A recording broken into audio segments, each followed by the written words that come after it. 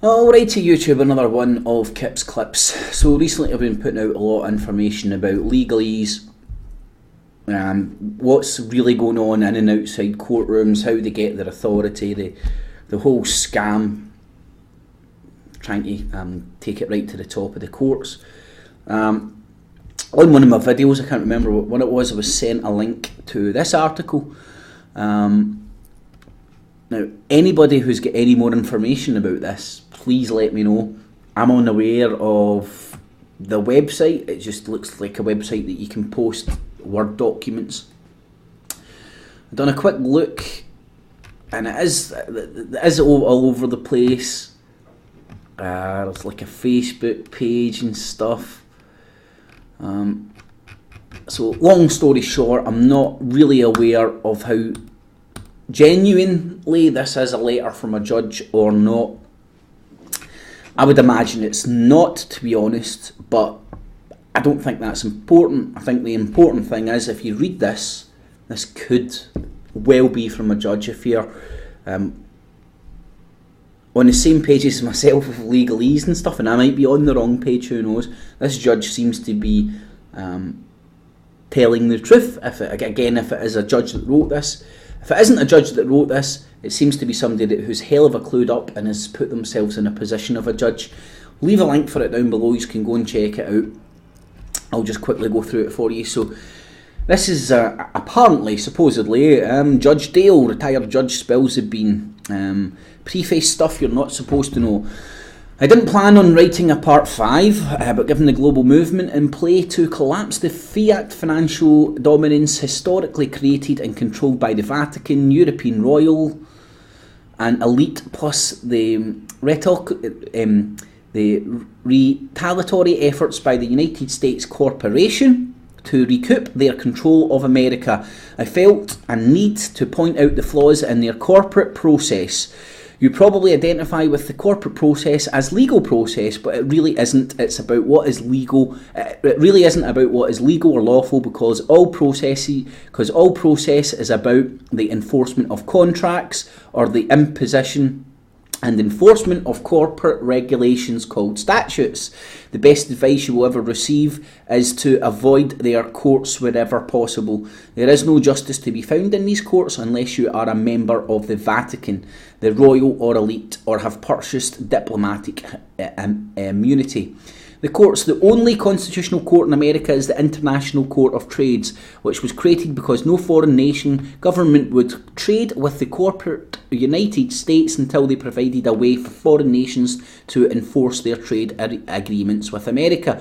Historically, the World Court was created to provide nations with a venue to enforce their trade agreements, but the corporate United States refused the court's invitation to participate because they were denied control over the court. All of the other American courts are procedural courts or fictions, and simply are corporate administrative offices designed to resemble courts, and all of the judges are simply executive administrators designed to resemble judges. Spot on, man. I mean, so well put.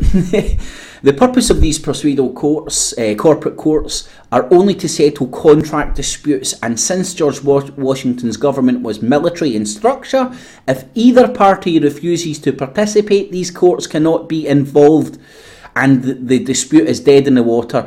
My use of the term dead in the water is not canard, because the procedural courts are the unconstitutional courts of admiralty, the international law of sea. That's what we're all governed by. The whole world is moving towards that. You're going to be just a vessel on the sea to be traded.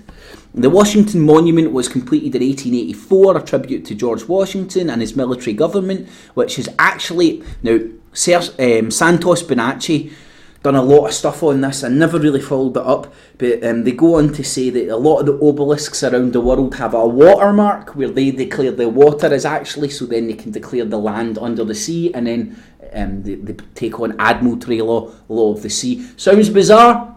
I seen Santos Bonacci showing you the Washington Monument. A lot of the monuments around the world, you'll see a mark. You need to go and check out Santos Bonacci's stuff, man. It was ages ago I looked at it and I'm murdering it. But a lot of the phallic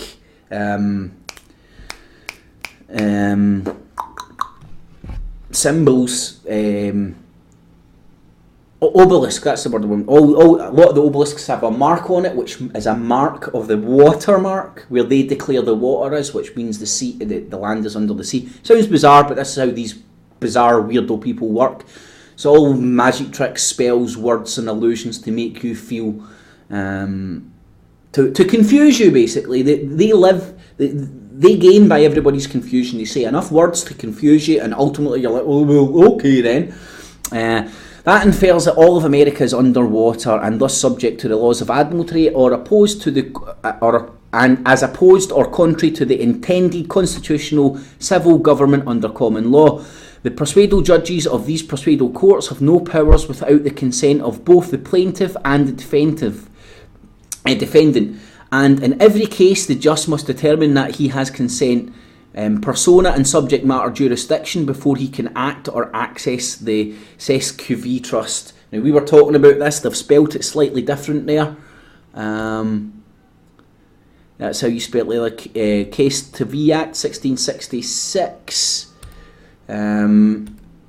Note, all tradable securities must be assigned a cusp number before it can be offered to investors. Both birth certificates, social security applications are converted into government securities, assigned a number, grouped into lots. They are marked as mutual fund investments. Upon maturity, the profits are moved into a government CESQV trust. I know I can't say that, but there it's there.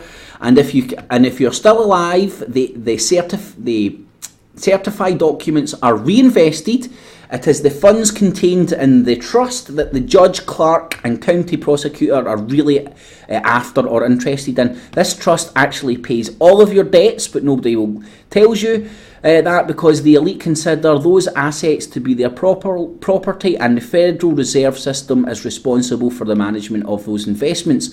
Now, it's very hard to keep track here, but this is sort of going along the lines of they securitise you as a corporation when they pronounce you dead, and a corporation is not a living man, and not a living thing, it's a dead entity. How can they turn flesh and blood into a dead entity on a bit of paper to be traded and fucking used? This is how they do it. 1666. Go and check it out. The CESQV Act. Fuck knows how you pronounce it. It's French. This is the Jedi mind tricks that they fucking use. They can't even put it in fucking English. And I heard Roger Hayes saying, now, this is the Law Society, the judiciary. They speak in a foreign tongue from us. They speak to us, it sounds like English. They are conning, deceiving and defrauding everybody in the fucking court system because nobody understands what they're saying. They won't tell you they're speaking a fucking foreign language. You need to fucking step up to the plate and understand that. And it's all rigged, man. Every fucking court is a fraud. Only one person in the world you need to answer to, and that's your fucking self, right? If you want to believe and answer to anybody else beyond that, fair dues. You do not need to answer to any government, minister, policeman or woman. They will convince you differently, but ultimately you do not have to do it. Now, you'll sit and say to me, well, of course I do. Well, exactly, it's about how you interact with the living things, right? I've seen many people interact with policemen and not had to give up their details because of their tact. And the way they deal with it, and that's, I don't know, sorry I'm rant. Social securities, SSI, SSDs, Medicare and Medicaid are all financed by trust, and so are your gas and electricity bills. They're all paid for in advance.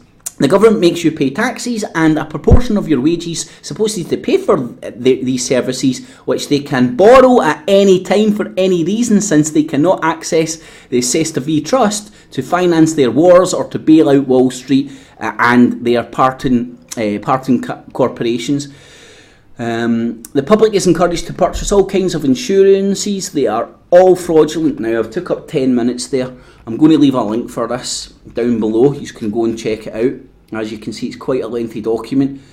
People who are interested in this sort of stuff, this will blow you away, man. It is magic.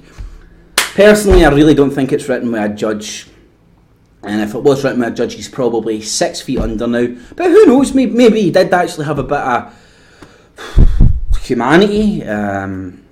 maybe did come to his senses and I need to tell people what I've been doing for a living. Been fucking conning people out of their liberty, lives, money, destroying families, breaking up kids from their parents, making people fucking start. The fucking scum of the earth, man. Criminal courts are named. They're the only Orwellian thing that isn't fucking named Orwellian. But it's because they are fucking run by criminals.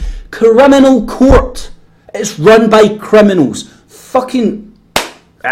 Leave a link for this down below, you can go and check it out.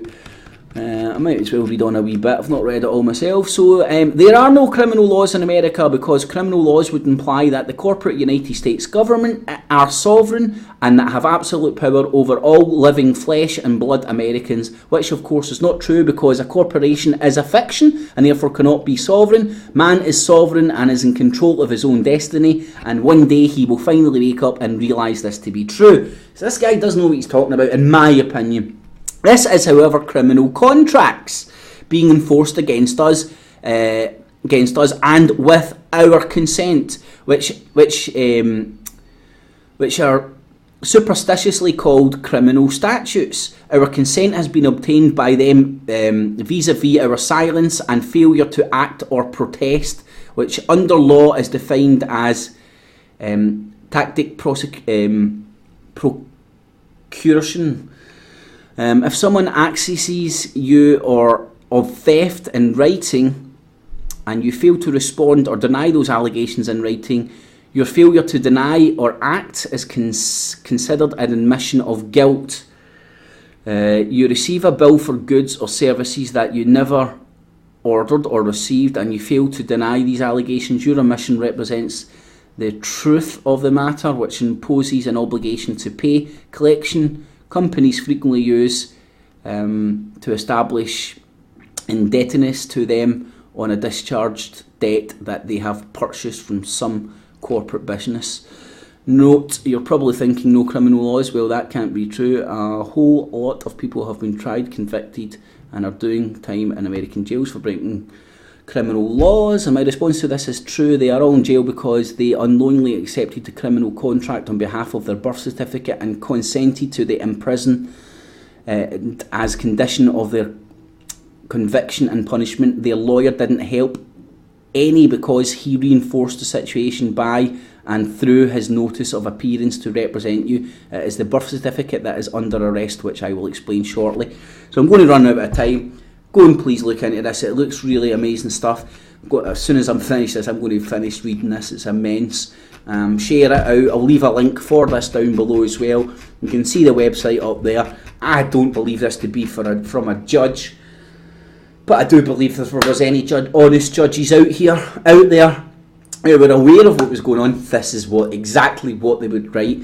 So it's not important whether this is genuine or not. The important is whether it would be true if a judge wrote it. Alright, to YouTube, so thumbs it up, share it on Facebook, Twitter, Google+, all the links below. Check out the radio show link, Glasgow Underground News Network. You'll get me and Kev live every Sunday, 6 to 8 PM UK time on truthfrequencyradio.com. Leave me all your comments below, good, bad, ugly and indifferent. Let me know what you think. And I'll catch you later, YouTube. Catch yous.